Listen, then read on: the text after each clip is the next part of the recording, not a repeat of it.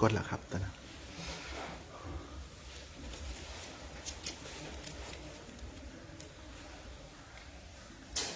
ว่าภิกษุนักบวชเท่าถ้าว่ามีเครื่องอยู่มันจะดียากมันจะดีลำบากคำว่าเครื่องอยู่คือวิหารธรรม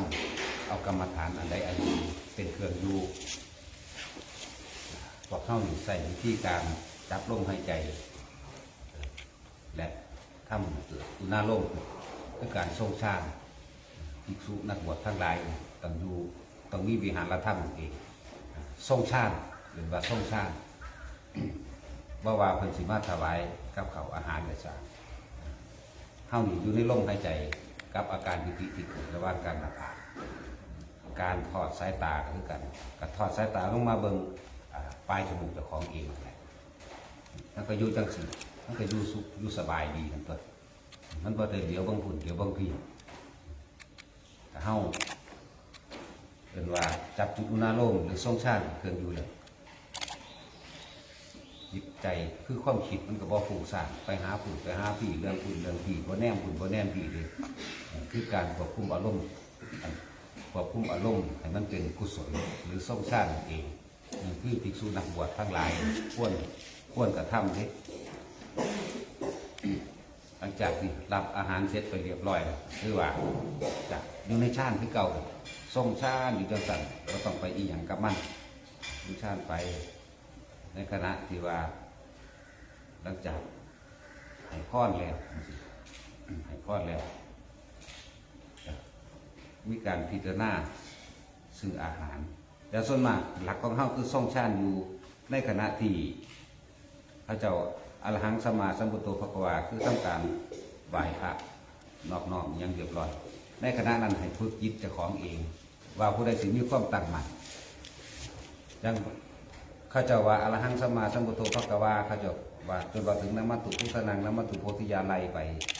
ภิกษุพวกเข้าเองก็ต้องเอาถ้ำบทใดบทหนึ่งขึ้นมาเรียกว่าท่องสวนกันขึ้นมาเลยกับพระเจ้าเป็นการฝึกคิดว่าเท่าสิเป็นภูมิมีความนิ่งอยู่ในอารมณ์เดียวบ่นี่ก็เป็นการฝึกอีกชนิดหนึ่งคือการเด้ว่าที่สิ่งที่เท่าตั้งมั่นเนี่ยคือจิตตั้งมั่นที่เท่าว่างไว้ว่าเท่าสิเอาเป็นเครื่องระลึกบางหลวงพี่เฉยคนสิเอาอิติปิโสภควาอรหังสัมมาเวลาทางนี้ก็อรหังสัมมาไปเดี๋ยวบางรู้ว่าคนสิรอดบ่แล้วคนสินึกไปจนจบได้บ่ถ้าบ่รอดก็แสดงว่าบ่ทันตั้งมั่นเป็นเอกคตาจิตความคิดเดียวอารมณ์เดียวเพื่อสิเพ่งอยู่ในบทสวดนั่นเองว่าหลวงพี่โทนเอาบทกรณีจังซี่ค่ะเวลาเขาจะอรหังสัมมานี่ก็กรณียมัตตกุศลนี่กันต้องสันตังปะตังไล่ไปเลยของตัวเฮาเองเอาบทนอบน้อมพุทธเจ้า33องค์ไล่ไปจบก่อนเขาเจ้าศีล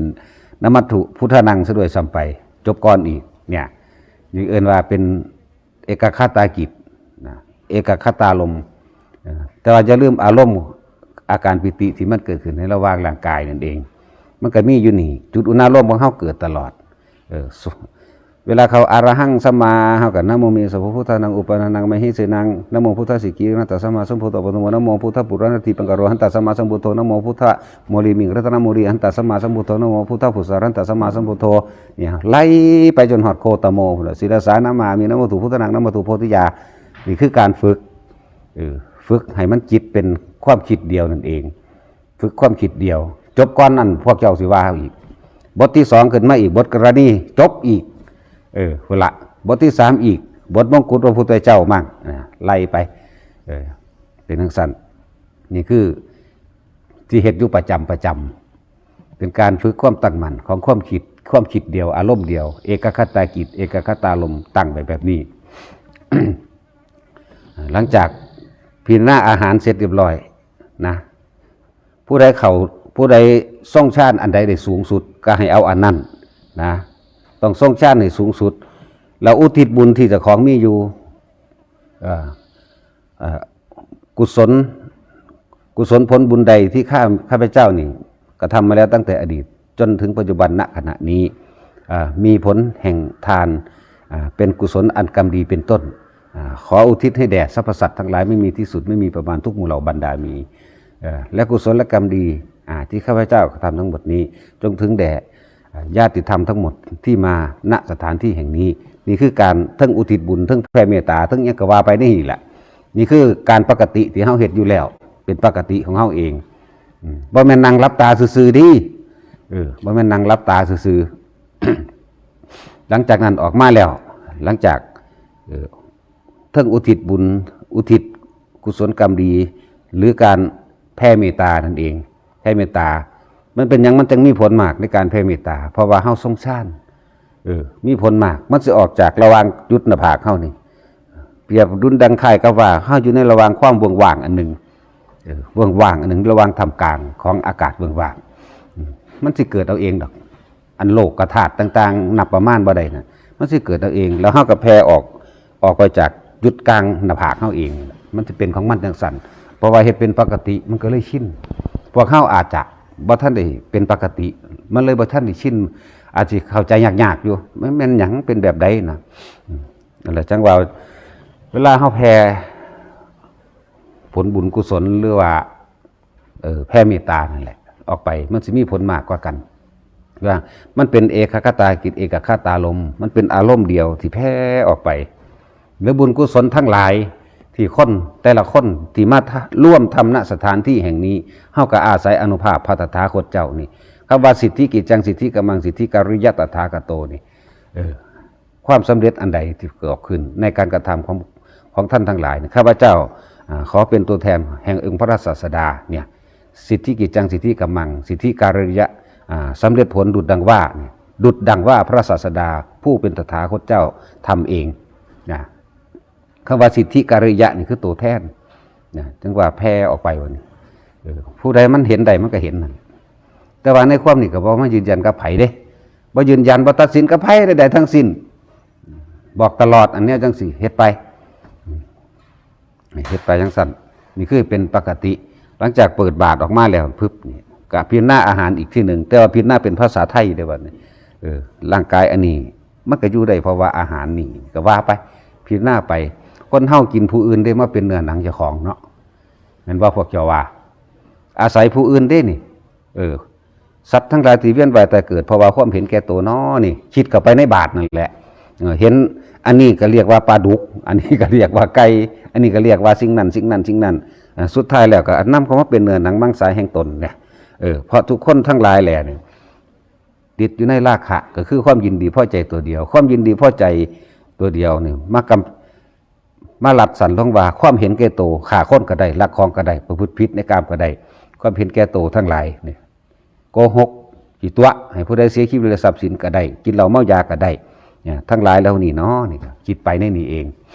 ต่อมาก็อุทิศบุญให้สัตว์ที่เฮากินอีกที่หนึ่งนะอุทิศบุญเด้ก่อนที่กินสุดท้ายหมู่อันนี้คือเหตุสุดแบบสุดท้ายนี่เป็นของส่วนตัวที่เฮ็ดอยู่แล้วผู้อื่นบ่รู้ส่วนตัว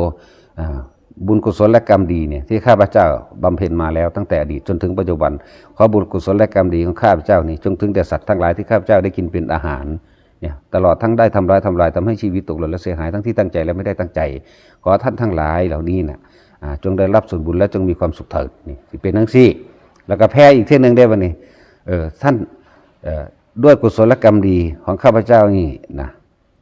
ท่านทั้งหลายเหล่าใดยังไม่มีอาหารขอให้ได้อาหารท่านทั้งหลายเหล่าใดยังไม่มีที่อยู่อาศัยให้ได้ที่อยู่อาศัยท่านทั้งหลายที่เจ็บป่วยเป็นโรคขอให้หายจากโรคภัยไข้เจ็บท่านใดที่ยังไม่มีเครื่องประดับตลอดทั้งเครื่องนุ่งห่มทั้งหลายขอให้มีสิ่งนั้นเนี่ยปัจจัยสี่แล้วจังกินอันนี้สำหรับพวกภิกษุนักบวชทั้งหลายถ้าสิเฮ็ดน้ำก็เฮ็ดนะบ่เฮ็ดก็สร้างนะนี่คือความเป็นปกติที่เฮาเฮ็ดของเฮาเป็นประจำอยู่แล้วนี่เอิ้นว่าทรงอารมณ์มันเป็นกุศลเลยเนี่ยถ้ามันสิมาเข้าเทียบกันกับโอวาทปาติโมกข์นี่สัพพะปะปัสสะนี่อักขรังกุศลสูปสัมปทาก็คือว่านี่ทรงอารมณ์เป็นกุศลเฮาบ่คิดถึงเนี่ยมันบ่ดีเลยเฮาบ่คิดอยากไปตีไปฆ่าไปลักไปของไปหยังกับไผเลยนี่เลยว่าทรงอารมณ์เป็นกุศลหลายๆอย่างก็บ่แม่นว่าสิมาเอาแบบเดียวกันแล้วแต่ไผแต่เล่าอันผู้ใดเฮ็ดไปแบบใดอันใดที่มันเฮ็ดให้เจ้าของไม่กังวลไม่เร่าร้อนอันนั้นแหละเอิ้นว่าเป็นกุศลแล้ว กุศลนี่แปลว่าความฉลาดความฉลาดนี่จะต้องไม่เบียดเบียนทำร้ายให้บุคคลผู้ใดผู้หนึ่งเสียชีวิตและทรัพย์สินตลอดทั้งคนและสัตว์เนี่ยแต่จิตมันทรงฌานทรงวิหารสีจังสีมันสิไปใส่บ่ทรงพรหมวิหารสีรักผู้อื่นเสมอด้วยตนรักตนเสมอด้วยผู้อื่นเห็นบุคคลผู้อื่นเป็นดุจดังแขนขาอวัยวะของตนเด้เฮาประกล้าศไปตีเขาเด้เฮากับยานเฮาเจ็บคือกันผู้อื่นก็มีความรู้สึกเดียวกันกับเฮาเองนั่น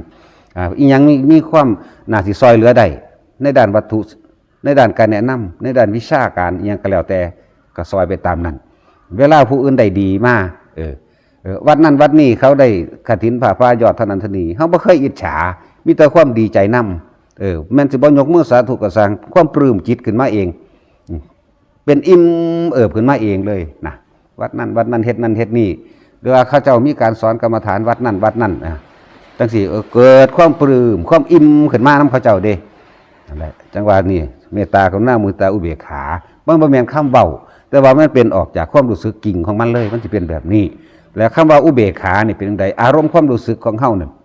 อารมณ์ความรู้สึกโดยส่วนลึกแห่งภายในนี่มันสิว่างออกจากความทุกข์อย่างน่ะมันสิว่างออกบ่มีความสุดท้ายคือว่ามันบ่มีความเกลียดไผดอกแล้วก็บ่มีความรักผู้ใดเลยบ่ฮักแล้วบ่เกลียดผู้ใดนี่คือผลแห่งการทำกรรมฐานนั่นแหละหลายๆคนที่พอท่านได้อาจสามารถว่างได้ทั้งที่ตัวเองว่าตัวเองปฏิบัติอยู่กำลังสมถะบ่พออันหนึ่งคือจิตความคิดบ่ท่านได้เป็นเอกคตาจิตเอกคตาลมบ่ท่านได้หมั่นคงพอแต่ว่าคิดเอาผลมันเลยที่เดียวกำลังบ่พอคือน้ำมันรถเท่าถังเดียวนี่บ่แล่นฮอดเด้กรุงเทพนะเฮาต้องเติมระวางนั่นแหละจังว่าสะสมกำลังมันไว้ซะก่อนจิตมันสิมีพลังมันสิเห็นความจริงดอกตอนแรกมันบ่เห็นดอกความจริงนั่นน่ะมีแต่เขาว่าให้ภาวนาพุทโธเด้อจับลมหายใจเด้อก็ว่าไปเฮ็ดได้คราวเดียวบ่ต่อเนื่องแล้วก็ไปคิดเอากูได้โสดาหรือบ่สกิทาคานาคาหรือว่าอาหารหรือบ่อันลังคนก็ออกนอกเรื่องได้บัดผู้นั้นผู้นี้นั่งเขาคือว่าเขาเห็นนั่นเขาเห็นนี่กูคือบ่เห็นน้ำเขานอไปเด้นั่นออกนอกเรื่องอันนั้นบ่ได้ให้ไปเอาได้ภาษาเนี่ยทั้งสั้น ภาษานั่งรับฝันเห็นซื่ออันนี้บ่ได้ให้ค่าบ่ให้มีคุณความหมายอย่างใดในการนั่งเห็นยังเห็นผีเห็นเปรตเทวดาอินทร์พรหมทั้งหลายเห็นแสงสว่างพญานาคงูใหญ่ทั้งหลายเหล่านั้นบ่ได้ให้ค่าเลยเฮามาส่งชาญอยู่ตอนนี้เห็นทั้งที่มื่นตาเห็นทั้งที่ย่างไปย่างมาได้นี่แหมเป็นตาอัศจรรย์ยิ่งกว่าการนั่งรับฝันเห็นซะด้วยซ้ำไปยิ่งพวกคิดเอาเนี่ยหั่งไปกันใหญ่เลยเห็นแล้วนั่นนี่แล้วก็ไปทำนายทายทักกันความนั่นความนี่โอ้ยคือบ่เห็นความรู้สึกเจ้าของที่ยังไปยึดมั่นถือมั่นในต่างๆนานาหลายๆอย่างนี่แหละจังว่าแม่เจ้าสิตาทิพย์ปานใดก็สร้างเจ้าสิทำนายผู้ใดถูกปานใดก็สร้างเจ้าคือบ่ฮู้จักว่าเจ้าของยังถูกอยู่นี่ให้ค่าให้ความสำคัญยึดมั่นถือมั่นกับสิ่งใดเจ้าก็ทุกข์กับสิ่งนั้นแหละบางคนมันบ่เป็นจริงๆโดยซ้ำไปเวลาถ้ากูสร้างมากกูศูนย์มากกูหาเรื่องโลดประเภทเข้าใจว่าเจ้าของอันได้นั่นสแกนกรรมพวกสแกนกรรมสแกนหาพ่อหาแม่มึงบอกมึงก็สแกนมึงเองเบิ่งได้เพราะหยังมึงยังถูกอยู่มึงยังเครียดผู้นั้นมึงยังสั่งผู้นี้อยู่มันสิไปสแกนไปเฮ็ดหยังพระพุทธเจ้าเป็นผู้เก่งกว่าอีกถ้าเพิ่นสิเฮ็ดนั่นเพิ่นเฮ็ดได้เพิ่นเฮ็ดแล้วน่ะถ้ามันเฮ็ดได้ไปเฮ็ดได้แล้วหรือว่าพวกอันลงไปโปรดสัตว์ในนรกแล้วลือขนสัตว์จากนรกมันบ่แม่นแนวนั้นมันสิไปเฮ็ดได้จังไดนั่นแหละลองเทียบลองเบิ่งเด้อพวกที่ว่าผู้เพิ่นมีฤทธิ์มีเดชมากที่สุดคือพระโมคคัลลาเนี่ยเป็นหนึ่งเป็นเอกทัตถะในทางเป็นผู้เลิศด้วยฤทธิ์สั่นตายแล้วเด้เนาะหรือเพิ่นยังอยู่บ่เพิ่นยังแต่คุณธรรมเฮาได้ย่างนำซื่อๆเด้ความจริงคือเพิ่นตายแล้วผู้มีทางปัญญาก็คือกันเพิ่นก็ตายแล้วเนี่ยสิ่งทั้งปวงมันน่าควรยึดมั่นอยู่บ่สัพเพธัมมานารังอภินิเวสายะเด้นี่ดังเฮาสิไปหายึดอีหยังกับภาษาจังซั่นที่ให้เบิ่งความรู้สึกของเจ้าของเองว่าเฮายังมีความยินดีพอใจกับไม่พอใจกับสิ่งใดสิ่งหนึ่งบ่นี่กับบุคคลกับสัตว์สิ่งของทรัพย์สมบัติต่างๆนานาแม้กระทั่งอาหารยังมีความโอ้ยบ่แซ่บเด้ศูนย์ขึ้นมาก็มีเด้ไม่ธรรมดาอันนี้แซ่บเด้ติดใจก็แสวงหาเด้นั่นมันมีเบิดเด้ในตาในหูจมูกลิ้นกายของเฮาเองรูปรสกลิ่นเสียงสัมผัสลงใสอารมณ์เพิ่นว่าธรรมารมณ์คืออารมณ์ทั้งหกเป็นหยังคือว่าทั้งหกตานี่ก็รูปรสเนี่ยมันยังกัน ลิ้นนะรสก็เลยกลิ่นจมูกเข้าเองนะรูปรสกลิ่นเสียงสัมผัสกระทบต่างๆนานานะเกิดความรู้สึกว่าพอใจและไม่พอใจอยู่ที่จริงมันเข้าบ่ทันมันเองก็เลยเอิ้นว่ายึดมันถือมันนะทุกคนไปหาแนวมาสนองหรือมาบำรุงอารมณ์ความรู้สึกของเจ้าของหนึ่งเด้เป็นจังซั่นก็เลยพากันเวียนว่ายตายเกิดอยู่หั่นล่ะแล้วก็เรื่องราวต่างๆจังซี่อยากให้คนผู้นั้นเป็นจังซั่นอยากให้คนเป็นผู้นี้จังเป็นจังซี่คือเป็นธรรมดาแหละความรักลูกผูกพันรักหลานเหนียวหลังเป็นจังซั่นบัดนี้อยากให้ลูกเป็นจังซั่นอยากให้หลานเป็นจังซี่วาดฝันอนาคตไว้ให้เขาต้องอย่างนั้นอย่างนั้นอย่างนั้นไปไล่ไปในขณะนั้นเจ้าของกำลังมีความรู้สึกว่าเป็นเองเด้นั่นน่ะตายในอารมณ์ความรู้สึกนั้นนั่นแหละมันสิไปทางอบายภูมิมันสิไปแบบนั้นความคิดทั้งหลายเป็นเรื่องก่อเกิดสร้างทางอารมณ์ความรู้สึกในความยินดีพอใจนั่นแหละพบเกิดขึ้นแบบนั้นพอใจว่าอยากให้เขาเป็นแบบนั้นบ่อยากให้เขาเป็นแบบนี้บางที่เขาบ่เป็นไปดังที่แต่ของเคยคิดไว้บอกเขาไว้สูญขึ้นมานั่นแหละก็เลยว่าเอาความรักความปรารถนาและหวังดีมาทำร้ายตัวเองอย่างไม่รู้ตัวบ่รู้ตัวเด้พบมันเกิดแบบใดพบมันเกิดขึ้นจากความคิดและอารมณ์ความรู้สึกนี่เองเฮาบ่ทันได้ตายซื่อๆเฮาเลยบ่รู้จักบ่เข้าใจมันบ่ทันตายในขณะที่เฮาคิดอยู่นั่นเกิดอารมณ์ความรู้สึกนั่นนี่อยู่จังซี่นะถ้าใจขาดตายในอารมณ์ค้างอยู่กับสิ่งนั้นมันก็ไปเป็นอันนั้นแหละไอ้ที่เจ้าของคิดไว้นั่นแหละเปรียบเทียบตัวอย่างเป็นนัยยะคือเฮาคิดไว้ว่ามื้ออื่นกูสิไปหาผู้นั้นกันนะสิไปเฮ็ดเรื่องนั้นเรื่องนั้นเดี๋ยวพากันไปหาว่าหาอยู่หากินบางหันบางนี้สิไปหาผู้นั้นคิดไว้ถ้าสมมติว่านอนหลับตื่นไปแล้วมันบ่ตายก็ไปหากันอีหลีก็ส่วนก็ไปตามที่เจ้าของวางแผนไว้เนี่ยจิตคิดเห็นบ่จิตเกิดมันไปเกิดไว้แล้วสร้างไว้แล้วเป็นความสร้างไว้แล้วแต่ว่าที่นี่ทำสมมติว่ามันตายดิคิดไว้แล้ววางแผนเรียบร้อยก็คอยม้อยรับไปรับยังไงไม่รู้รับไปตายได้บัดนี้มันก็ไปตามนั่นอีหลีเด้ไปหาผู้นั่นแหละไปหาผู้นั่นจิตติดที่ไหนมันก็จุติไปเกิดณที่นั่นซะก่อนไปลงหันไปเบิ้งนั่นอีนี่ไปจับเขาที่สมมติว่าเขาบ่ได้ตายนั่นไปจับเขาเฮ้ยไปหันไปนี่เนาะเฮาเนี่ยบ่ได้รู้สึกตัวว่าเจ้าของไปเห็นบ่ล่ะเป็นเฮ็ดจังใดกูสิสื่อสารได้เด้บัดนี้จับเขามันก็ของเป็นความแต่ของเป็นความว่างเนาะจับจังใดสู้เขาจังใดเว้าจังใดเขาก็บ่หูเมื่อบ่หูยินดีก็เลยอยากหาแนวสื่อสารสุว่าไปเห็นไข่มดแดงอยู่นั่นหั่นสิเอานี่บ่สื่อสารเด้ไข่มดแดงพอดีมันพอดีกับการเกิดได้นะเห็นไข่มดแดงไฟอย่างสิทุกครั้งนั่นแหละกูจะเอาตัวนี้ก็น่ามาซูนผู้นี้เพื่อให้รู้จักว่ากูมาหามึงแล้วนะเข้าไปในไข่นั่นเรียบร้อยแล้วเกิดแล้วนั่นแหละพบเป็นปัจจัยบังเกิดชาติแล้วก็รอดตายชรามรณะก็เกิดตายเวียนว่ายมหาอวิชชาคือเก่าเป็นสั่นนั่นแหละจังว่าเฮ็ดจังใดเฮาสิระงับดับภพได้ต้องพยายามควบคุมความคิดให้ได้โดยการพวกเข้าเนี่ยจับลมหายใจอยู่แล้วหายใจเข้าพุทโธอยู่แล้วเอาอาการปิติมาเป็นเครื่องยืนยันว่าเป็นผู้ทรงฌานไปก่อนบัดสิเขามันทั้งร้อยเขาไปดอกเห็ดไปซะก่อนจะพึ่งว่าเขานั้นมันตัดแหละ ตัดสัญญาตัดอารมณ์ตัดความรู้สึกตัดเบิดแล้วว่ามีอย่างรูปร่างกายยังบ่มีเลยว่างอยู่ซื่อๆอันนั้นออกมาจังเดินวิปัสสนาหนึ่งจะพึ่งเว้าไปต่อถึงขั้นนั้นนะแต่ผู้บวชมาแต่แท้บักหลายปี20-30 ปียังบรรลุเรื่องฌานซะด้วยซ้ำไปส่งกับบรรลุเข่ากับบรรลุเพราะสำนันนั่นแหละพวกเฮาจังว่ามาตั้งเอาเฮาสิดับภพดับชาติเฮาสิหยุดมันอย่าให้มันเกิดสมมุติว่าในมือนึงนี่เฮาบ่ฮู้เมื่อได้ว่าเจ้าของคิดไปเรื่องใดมีอารมณ์ความรู้สึกกับเรื่องใดแน่บ่ฮู้เมื่อตัวความรู้สึกเปลี่ยนแปลงไปเรื่อยพอใจมั่งบ่พอใจมั่งกับเรื่องนั้นบัดนี้เฮารู้แล้วว่ามันเกิดแบบนี้ภพชาติเกิดจากความคิดและอารมณ์ความรู้สึกนี่เองเป็นตัวบอกบัดนี้เฮาคือบ่เอาความคิดของเฮามาอยู่ในคำภาวนาซะพุทโธพุทโธพุทโธอยู่สั่นถ้ามีเวลานั่งก็คือจับลมหายใจให้ได้จับลมหายใจถ้าบ่มีเวลานั่งย่างไปทำการทำงานหยังก็แล้วแต่ให้เอาคำบริกรรมเป็นเครื่องข่มไว้พุทโธป้องกันได้เบิดทุกอย่างก็แล้วกันนาพุทโธเป็นศูนย์รวมนี่เลยเอิ้นว่าเอกคตาจิตถ้ามันเกิดอารมณ์ความรู้สึกขึ้นในอาการปิติได้เนี่ย ถ้าเขามีเวลานั่งจังสี่ก็ปั๊บจับลมหายใจเลย หรือว่าเดินช้าๆก็สามารถที่จะเฮ็ดในอาการปีติเกิดขึ้นได้อันใดสิบ่กระเทือนร่างกายแห้งมันสิเห็นได้ชัดเจนนั่นแหละต้องว่าอยากให้ทุกคนหยุดมันไว้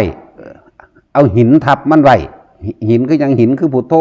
หินคืออารมณ์อันเป็นอุเบกขานี่เองทับไว้บ่ให้ภพมันเกิดในขณะนั้นมันหยุดภพได้เด้นั่นในขณะที่เฮาพุทโธพุทโธพุทโธพุทโธมันบ่ไปปรุงแต่งในความอยากได้อยากดีอยากมีอยากเป็นพอใจมั่งบ่พอใจมั่งมันบ่ไปเด้พุทโธบ่หักไผพุทโธบ่สร้างไผพุทโธกันได้เบิดสุอย่างกันยังเฮ็ดไปโลดจะถึงถามเอาผลสูงมันเถาะไปซะก่อนกำลังเจ้าของบ่พอบอกให้ทุกคนเห็นอยู่จังซี่แล้วก็เรื่องหูทิพตาทิพมันน่ะเศร้าอย่าไปคิดพ่อมันเถาะทิพซ้ำใดพระโมกขลาเพิ่นเก่งตัวหังทิพคักตัวเพิ่นก็ยังตายแล้วเนาะบัดนี้สุดยอดแห่งทิพน่ะก็คือพระพุทธเจ้าเพิ่นก็ตายแล้วเด้ล่ะเนาะนี่แหละให้สะเทือนเลื่อนลั่นเข้ามาเบิ่งความจริงนี่แน่คนเฮาเดินทางเข้าสู่ความตายอย่าไปหลงไหลในระหว่างทางเถอะเฮ็ดไปฝึกไปสะสมไปแล้วก็การระงับเวทนาในที่เขาถามมาเรื่อยๆระงับแบบใดนั่งสมาธิบ่ได้นานปวดขาปวดหลังปวดไหล่ข้อก้มข้อเงยบริกรรมไว้จับลมหายใจไว้พลิกขิ้งเลยบ่แม่นว่าลุกปุ๊บปั๊บเราจังไปเริ่มต้นใหม่เด้เนี่ยทรงอารมณ์ว่าทรงอารมณ์เอกตารมณ์มันปวดขามันทับมาทางซ้ายกูก็เปลี่ยนไปทางขวาตัวนั่นแหละวิธีระงับดับเวทนาร่างกายบ่แม่นของเจ้าของสิให้มันเศร้าปึ๊บเลยมันบ่ได้เศร้าเลยก็ยังว่าบ่แม่นของเจ้าของมันเป็นของไม่เที่ยงอันนี้เกิดอันนี้ดับเนี่ยเป็นอนิจจังอนัตตาพวกเจ้าบ่ฮู้จักวิธีมันเองก็เลยเป็นทุกข์อยู่กับมันนั่นเองเปลี่ยนเลย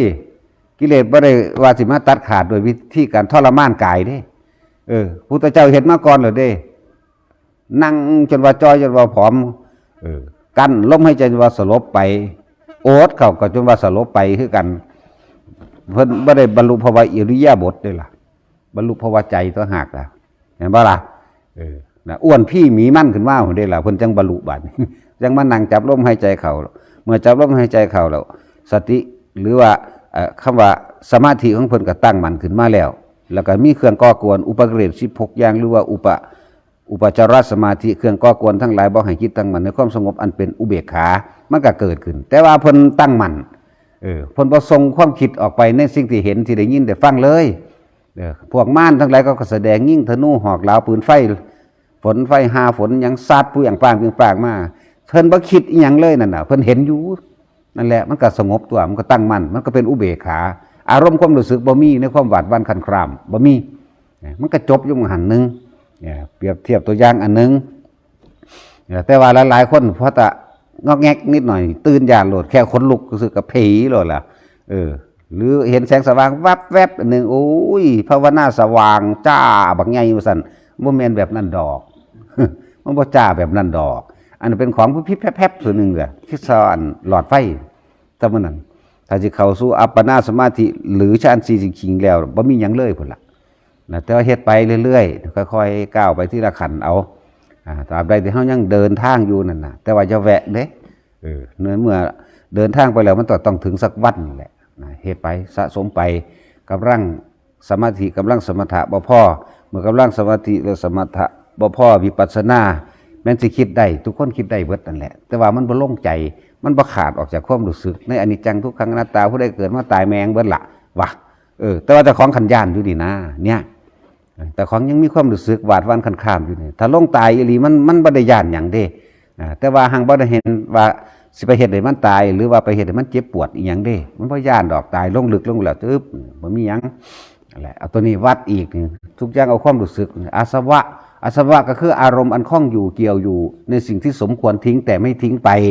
เรียกเอิ่นว่าอาสวะขยะถ้ามีย่านเข้ามาตัดเด้กำลังสมถะมันพ่อมันย่านเขามันก็ตัดออกตัดนี่คือรู้แจ้งเห็นจริงตามความเป็นจริงจิตใจมันยอมหลับมันบ่ฝืนร่างกายนี่ว่าบ่แม่นของตนแบบนั้นแบบนี้มันบ่ฝืนเลยการนุ่งห่มก็เป็นธรรมดาการฉันยากินยาก็คือเป็นแค่ระงับความปวดซื่อๆมันเศร้าหายจากโรคมันบ่เศร้าดอกนี่ตายเท่านั้นแหละสิเศร้าแท้นั่นแหละให้ปฏิทุกข์คนนะมีหนทางเดียว เป็นนามสกุลเดียวกันตายเสมอกันปุ๊บอยู่นี่บ่ว่ารวยบ่ว่าจนนะแล้วส่วนมากกันคนทุกข์คนยากนั่นแหละสิดูถ้ำเห็นถ้ำเร็วผู้ใดเห็นถูกผู้นั้นเห็นถ้ำเด้คนรวยๆส่วนมากสิหลงละเรื่องในยศถาบรรดาศักดิ์อำนาจเนี่ยบ่ค่อยเห็นปานใดจนกว่ามีสิ่งหนึ่งสะเทือนใจพุ่นล่ะจังสิแลนกับหาทำได้บางคนก็บ่แลนฆ่ากันเลยก็มีนั่นก็แล้วแต่เรื่องของไผเรื่องของเล่าอันนั้นนะว่าให้ทุกคนสะสมไปเถอะภิกษุนักบวชทั้งหลายก็ทรงฌานอยู่จังสี่แหละจะไปออกนอกฌานถ้าออกนอกแล้วมันจะไปทั่วเตียไปทั่วทีบอยู่จังสี่แต่เฮาตั้งใจลงมาแล้วก็ทำให้ดีที่สุดนะมันสิบรรลุบ่บรรลุก็สร้างหัวมดอกอันตัวนั้นน่ะเฮ็ดไปเรื่อยมันต้องสิเป็นดอกอย่าไปคาดหวังเอาผลมันสูงสุดเกินไปเฮ็ดในปัจจุบันนี่แหละมักเป็นต้นผลเป็นปลายในเมื่อเฮาเดินทางอยู่เดียวนี่มันสิไปไสวะสิบ่ฮอดนั่นแหละถ้าเป็นมากอยู่แล้วการระงับดับภพคมภพไว้บ่ให้ภพศาสตร์มันเกิดในขณะนั้นอารมณ์ความรู้สึกบ่เกิดมันก็ดับอยู่เท่านั้นแหละแต่ว่าท่านได้ขาดศูนย์เท่านั้นแหละเฮ็ดไปกำลังมากขึ้นกำลังทางปัญญากำลังทางสติกับปัญญาอันเดียวกันนั่นแหละมันก็ท่านเข่าในความรู้สึกมันก็ดับไปขาดของมันเองเอาพอ